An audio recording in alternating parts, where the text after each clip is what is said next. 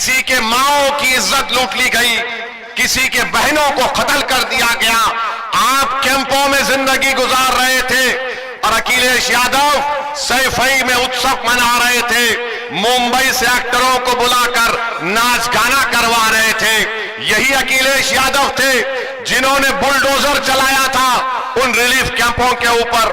तो मेरी आपसे गुजारिश है कि याद रखिए, यही समाजवादी पार्टी की हुकूमत थी, यही मुजफ्फरनगर का इलाका था जहां पर यह हुआ था।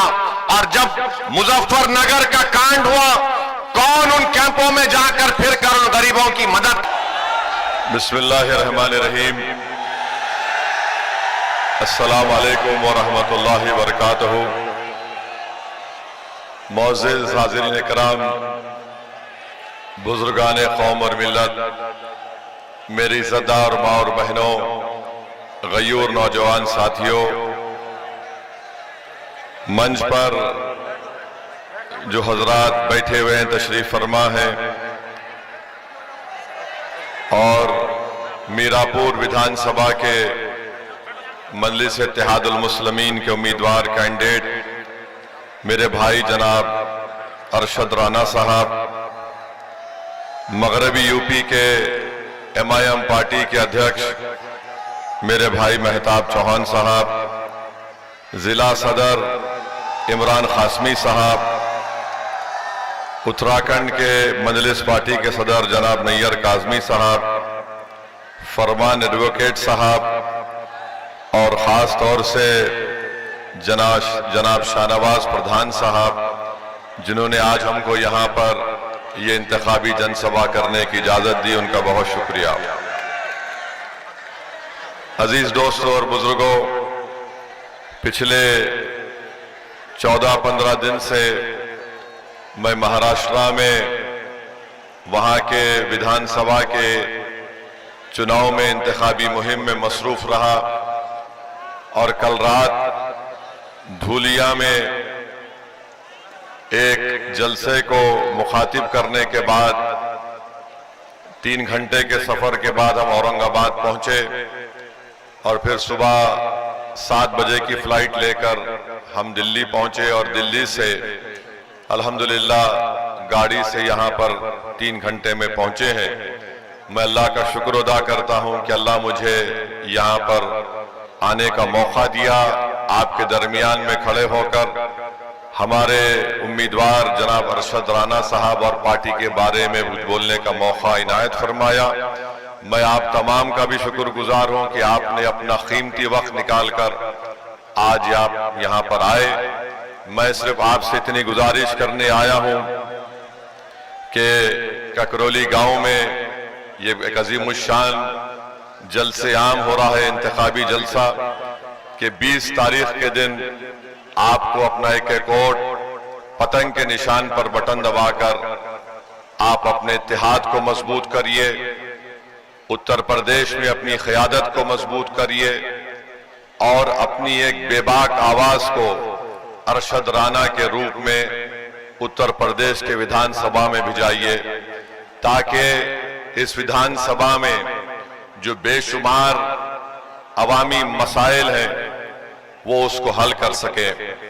आप जानते हैं कि मीरापुर विधानसभा में बच्चियों के लिए, खवातीन के लिए कोई डिग्री कॉलेज नहीं है, अस्पताल नहीं है, और यहाँ पर जो शुगर मिल है, मोराना शुगर मिल, उसकी कैपेसिटी बढ़ाना है, जिसके ताल्लुक से कोई विधायक या सांसद ने अब तक कोशिश नहीं की। गन्ने का रेट जो 450 रुपये होना चाहिए, अभी तक सिर्फ 300 रुपये दिया जा रहा है, इसकी मांग कोई नहीं कर रहा है। और स्कूल नहीं है, रोड नहीं है, बिजली की सहूलत नहीं है, और फिर यहाँ पर जो जोजा बिरादरी है उनको उनका हक भी नहीं दिया जा रहा है। और साथ ही साथ आप जानते हैं कि इस बिरादरी के लिए स्कूल की बहुत बड़ी जरूरत है, बुनियादी सहूलतें उनको मुहैया नहीं की जा रही हैं। साथ ही साथ इस विधानसभा में हमारे कुरैश बिरादरी के भी लोग रहते हैं, जिनके कारोबार को जिनके कारोबार को, जो बरसों से वो कारोबार करते हैं अपनी जिंदगी गुजारने के लिए, उसको यहां पर उत्तर प्रदेश की बीजेपी की सरकार ने उस कारोबार को खत्म करने की पूरी कोशिश की और कर भी रहे हैं। तो ये ऐसे मसाइल है मेरे अजीज दोस्तों और बुजुर्गों, जिसके लिए आपको 20 तारीख के दिन मुत्तहिदा तौर पर अपने के वोट का इस्तेमाल पतंग के निशान पर करना है। लोग मुख्तलिफ इल्जामात मजलिस इत्तेहादुल मुस्लिमीन पर लगाते हैं, मगर आप जानते हैं कि पिछले कई बरस से हम उत्तर प्रदेश की सरजमीन पर हमारी पार्टी का काम कर रहे हैं। हम चुनाव लड़ते हैं, हारते भी हैं, कोई चुनाव जीतते भी हैं, मगर मैं आपको इस बात का यकीन दिलाने आया हूं, हम चुनाव के नतीजे देखकर हिम्मत हारने वालों का नाम मजलिस इत्तेहादुल मुस्लिमीन नहीं है। हमारे हौसले कल भी बुलंद थे, आज भी बुलंद रहेंगे इंशाअल्लाह ताला, मगर फैसला लोकतंत्र में, जमहूरियत में आपको करना है। अगर आज आप मुत्तहिदा तौर पर अपने वोट का इस्तेमाल इस विधानसभा में करेंगे तो आपकी एक आवाज, आपका एक नुमाइंदा उत्तर प्रदेश की विधानसभा में जाएगा। अगर आपको यह कहकर जरूर डराया जाएगा कि एक अरशद राना जीतने से क्या होता है, तो मैं उनको बताना चाह रहा हूं, भाई रुक जाइए, मैं आपको बताना चाह रहा हूं कि आरएलडी के कितने सांसद लोकसभा में है? 2 ही तो है ना, 2 है उनके, और एक विधानसभा की सीट बीजेपी की उनके लिए छोड़ देती है। और जब मजलिस इलेक्शन लड़ती है उत्तर प्रदेश में, तो ये तमाम के तमाम बड़े बड़े लोग जो मुस्लिम क़यादत को, जो आपकी एक आजाद क़यादत को बर्दाश्त नहीं करते, वो ये कहना शुरू कर देते हैं कि नहीं नहीं, एक होगा तो क्या होगा। मेरे भाई, आरएलडी के 2 सांसद हैं और बीजेपी को ये विधानसभा की सीट छोड़ना पड़ा। अगर उत्तर प्रदेश में मजलिस इत्तेहादुल मुस्लिमीन के 10 से 15 विधायक कामयाब हो जाते हैं, 2 से 3 सांसद अगर कामयाब हो जाते हैं, तो इसका फायदा किसको मिलेगा? इसका फायदा आप ही को मिलेगा, इंसाफ आपको मिलेगा, नाइंसाफी का खात्मा होगा, जुल्म का खात्मा होगा। ये बात हम बार बार आपके दरमियान में आकर कह रहे हैं कि भारत की लोकतंत्र में हर समाज के पास उसकी एक आवाज है, और जब तक आप उस आवाज को मजबूत नहीं करेंगे, उनको जिताएंगे नहीं, आपकी कोई तकलीफ दूर नहीं होगी। पिछले 4-5 महीने पहले पार्लियामेंट के चुनाव हुए। आज भारत की पार्लियामेंट में चाहे वह अपर कास्ट हो या बैकवर्ड क्लास हो, इनकी आबादी के लिहाज से उनके सांसद जीत कर आए हैं। अगर एक समुदाय है जिनके सांसद आबादी के मुताबिक नहीं जीत पाए हैं, तो भारत की सबसे बड़ी अल्पसंख्यक समाज मुसलमान है। इसका जिम्मेदार कौन है बताइए आप? इसके जिम्मेदार किसी हद तक हम भी हैं, जो हम डर जाते हैं कि नहीं नहीं, अगर हम मजलिस को वोट देंगे तो बीजेपी जीत जाएगी। मेरे भाई, मैं आपसे यह कह रहा हूं, यकीनन बीजेपी को हमको रोकना है, मगर क्या हमारी जिंदगी की इब्तिदा खाली इनको रोकने में और फिर हमारी जिंदगी का खात्मा इनको रोकने में खत्म हो जाएगा? फिर हमारी आवाज कहां पर जाएगी?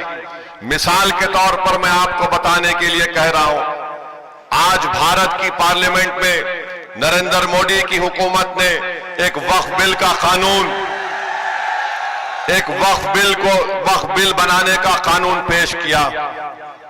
अगर मजलिस इत्तेहादुल मुस्लिमीन के कम से कम 3 MP होते, इम्तियाज जलील अगर औरंगाबाद से कामयाब हो जाते, अख्तरुल ईमान बिहार किशनगंज से कामयाब हो जाते, तो क्या मोदी इस तरह की हरकत करने के बारे में सोचते?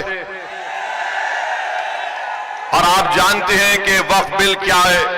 ये जो वक्फ बिल नरेंद्र मोदी ने भारत के पार्लियामेंट में पेश किया, ये बिल ये कहता है कि कल अगर ये बिल कानून बनेगा तो कल कलेक्टर डीएम ये फैसला करेगा कि वाकई में ये मस्जिद वक्फ है या नहीं, यह खानका वक्फ है या नहीं, मदरसा वक्फ है या नहीं, या कब्रस्तान वक्फ है या नहीं। और वक्फ यूजर को इस बिल में निकाल दिया गया है।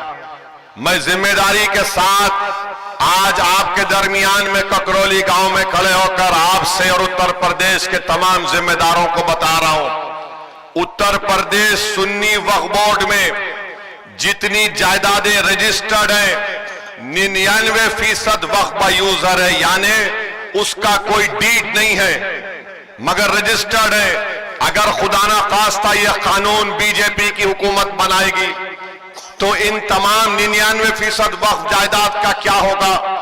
क्योंकि मोदी ये कह रहे हैं कि जो जायदाद वक्फ होती है हम और आप मानते हैं कि उसका मालिक अल्लाह होता है, सुबह क़यामत तक मालिक उसका अल्लाह होता है। मगर मोदी इस तरह का बिल पार्लियामेंट में पेश कर रहे हैं कि मालिक अल्लाह नहीं होगा, मोदी होगा और मेरा नायब का डीएम होगा, कलेक्टर होगा।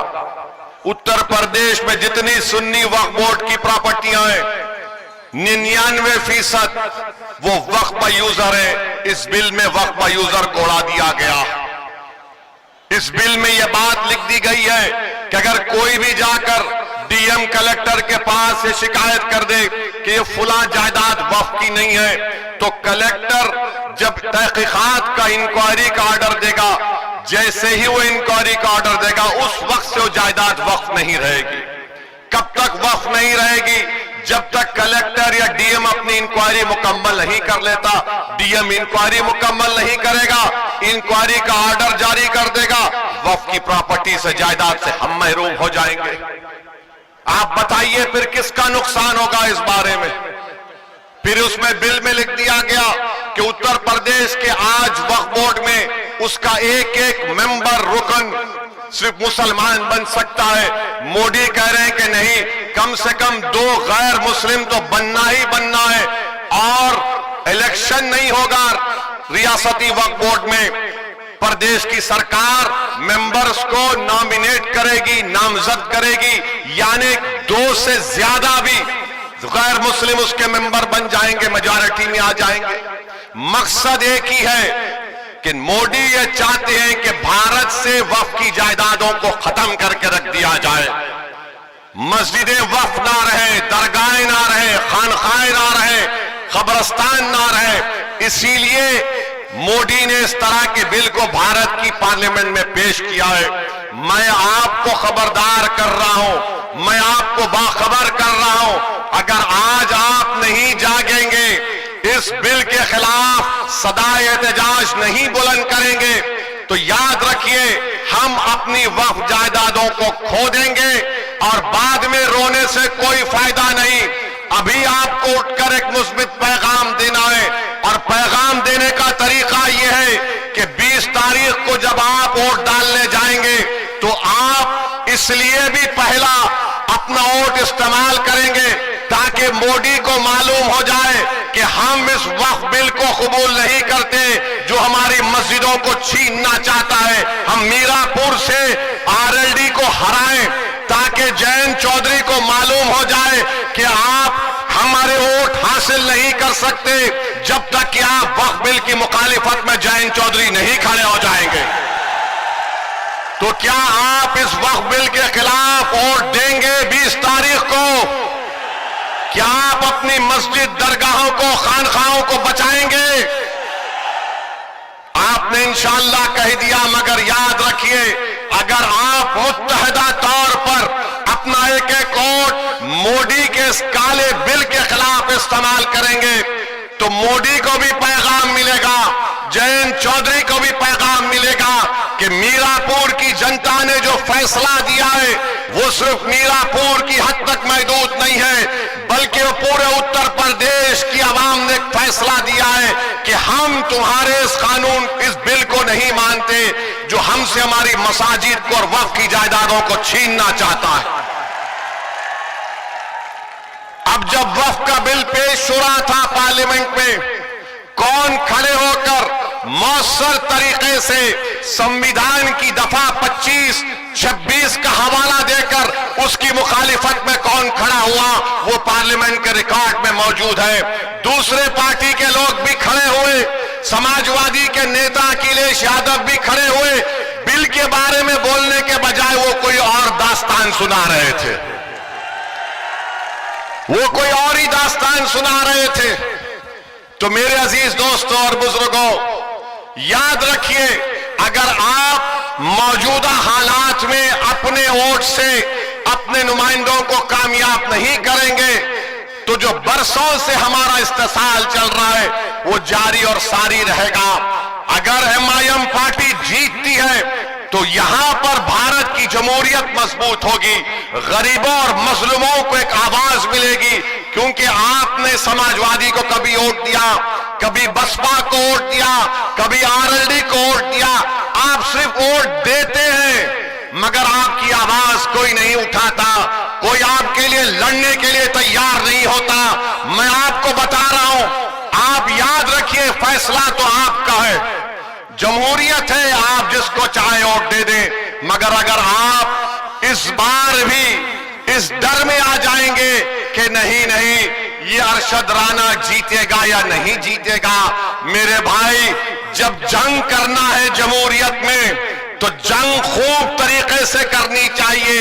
हमारा मामला यह है कि जंग करने से पहले हम नतीजे पर पहुंच जाते हैं, जंग करने से पहले हम नतीजे पर पहुंच जाते। अरे हम हार गए तो कैसा, अरे मेरे भाई, मिसाल दे रहा हूं समझाने के लिए, बुरा मत मानिए। 70 साल से वो फलस्तीनी गाजा और मगरबी किनारे में लड़े जा रहे हैं, मर रहे हैं।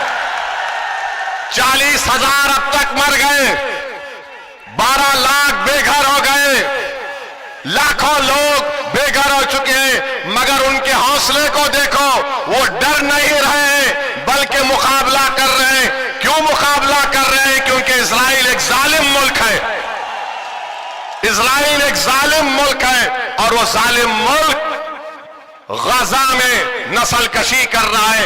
मगर एक मिसाल देने के लिए आपको बता रहा हूं।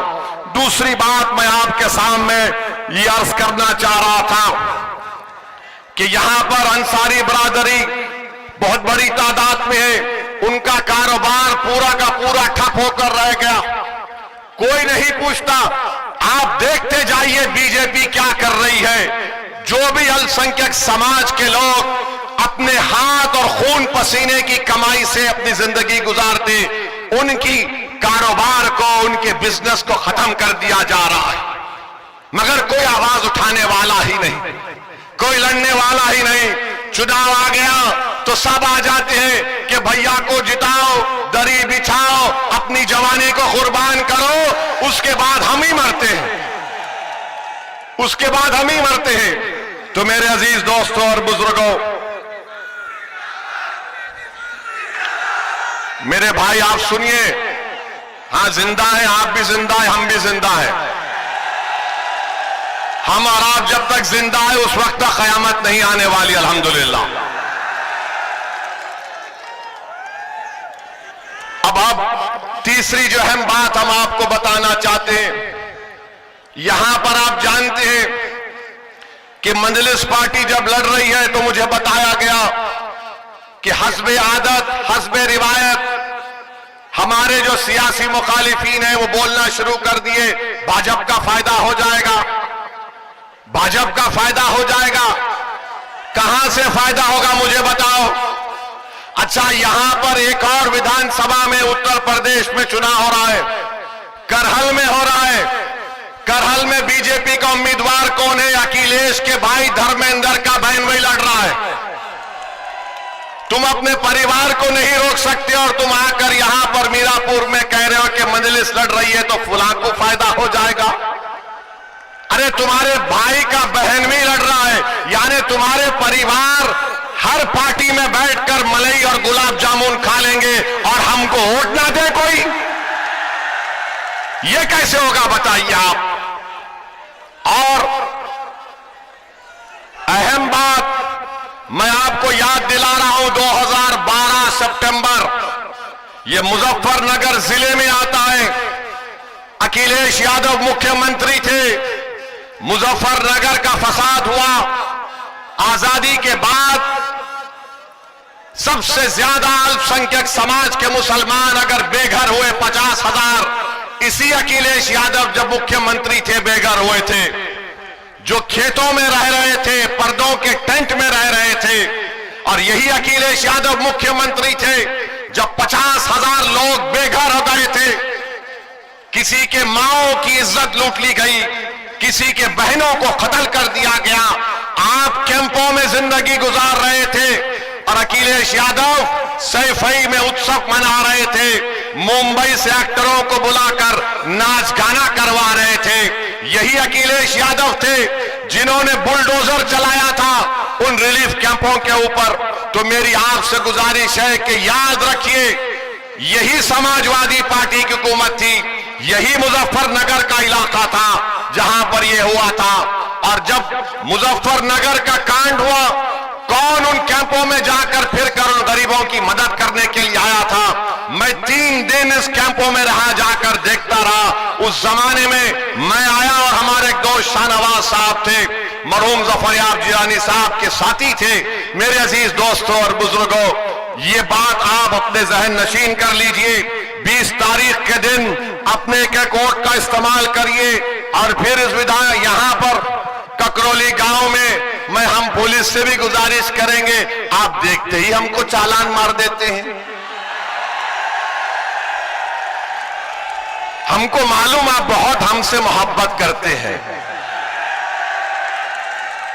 मगर इतनी ज्यादा भी मोहब्बत मत करिए जो हमारी जेब खत्म हो जाए। मेरे अजीज दोस्तों और बुजुर्गों, और फिर आ जाइए, आपके मुख्यमंत्री बाबा के ऊपर भी कुछ बोलना पड़ेगा। आजकल बाबा महाराष्ट्र में फिर रहे, सुनिए, महाराष्ट्र में फिर रहे और नहीं जरूरत